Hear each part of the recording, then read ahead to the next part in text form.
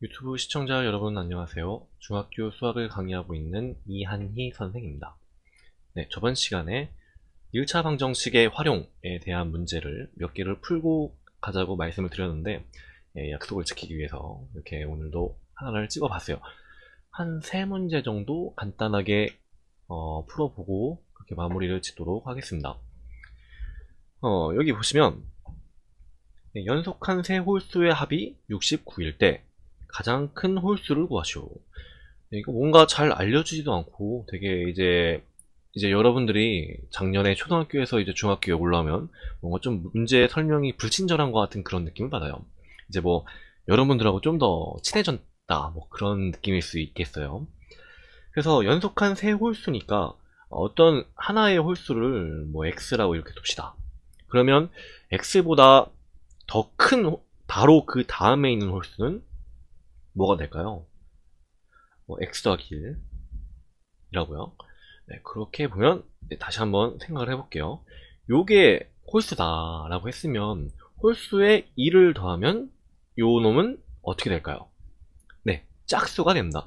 이걸 예를 들면 홀수니까 3을 예를 들면 3에다가 2를 더한 수는 요거는 4가 되기 때문에 원래 숫자가 배열이 되어 있을 때 홀수, 짝수, 그 다음에 홀수, 짝수 이런 식으로 쭉 나가게 되거든요. 그래서 여기 있는 연속한 세 홀수니까 그 바로 다음에 있는 홀수를 x 더하기 2라고 이렇게 두시면 됩니다. 그러면 세 홀수가 각각 x, x 더하기 2, 그 다음에 x 더하기 4 네, 이런 식으로 표현을 할 수가 있겠네요. 그러면 세 홀수의 합이 69라고 했으니까 69라는 숫자는 세 홀수 x 더하기 x 더하기 2 더하기 x 더하기 4 네, 이렇게 표현을 할 수가 있습니다. 그럼 정리를 해주면 선생님은 괄호를 풀고 왔다 갔다 이항을 시키는 게 굉장히 빠르기 때문에 이렇게 3x 플러스 6이라고 바로 쓸 수가 있어요. 여러분도 이렇게 하셨다고요? 참 잘하셨어요.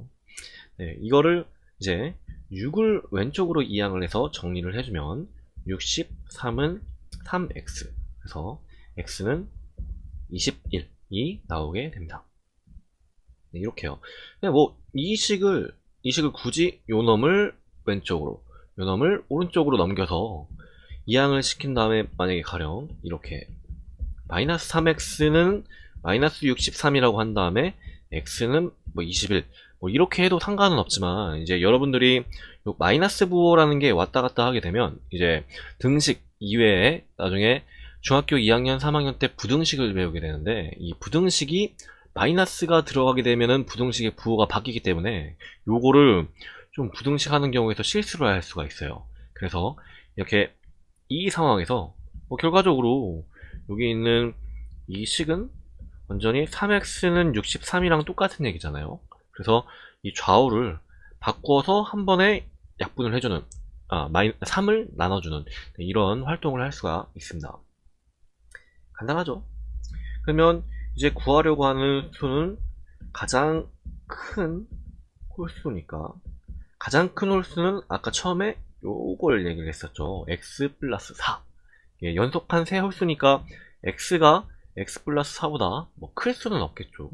그래서 가장 큰 홀수는 x 플러스 4가 되어서 답은 21 더하기 4인 25가 답이 됩니다.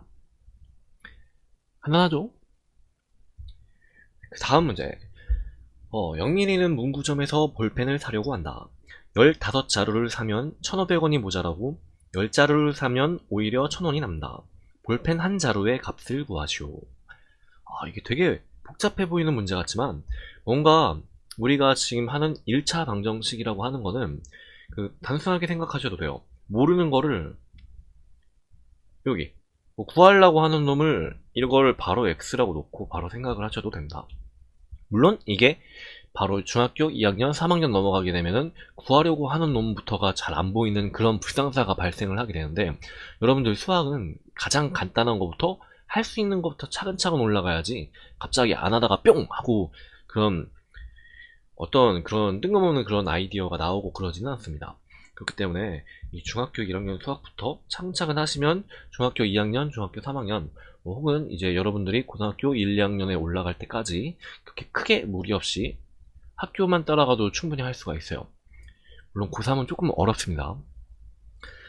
네, 여기 이걸 해보면 식을 하나씩 써볼까요? 이렇게 여기 있는 이거 15자루를 사면 1,500원이 모자라고, 15자루의 볼펜을 샀으니까 볼펜이 15개 이렇게 되겠죠.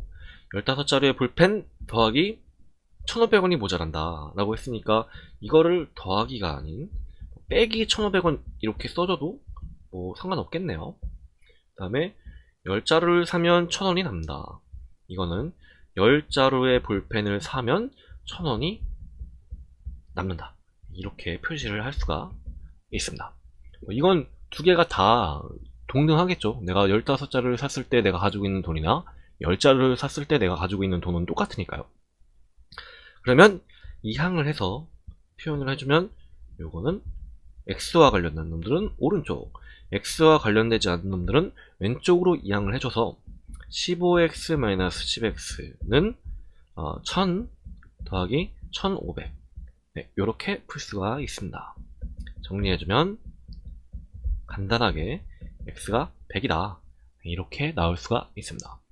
구하려고 하는 거를 x라고 놨기 때문에 바로 이 결과물인 100이 답이 되겠네요. 답을 쓸 때는 101 이렇게 부호 여기 있는 단위까지 꼭 써주셔야 합니다. 다음 나이를 얘기하는 것들인데, 뭔가 이제 여러분들이 초등학교 때 그냥 막연하게 이걸 가지고 한꺼번에 계산을 하려고 하다 보면 이게 뭔가 좀 꼬이는 그런 경우를 한 번씩 느껴봤을 거예요. 그리고 이걸 딱 보고 모르겠는데 뭐 나이가 왜 하나만 말하는 게 아니라 두 개도 알아? 라고 이렇게 얘기를 하실 수도 있는데, 요게 1차 방정식의 원리를 적용을 해서 식으로 하나하나씩 적용을 하다 보면 그렇게 크게 어려운 문제가 아니라고 뭐 충분히 생각을 할 수가 있습니다. 그러면 하나씩 써봅시다. 몇 년 후에 아버지의 나이가 아들의 나이의 3배가 되는지 구하시오. 그러니까 구하시오 하는 놈의 주체는 몇 년 후예요.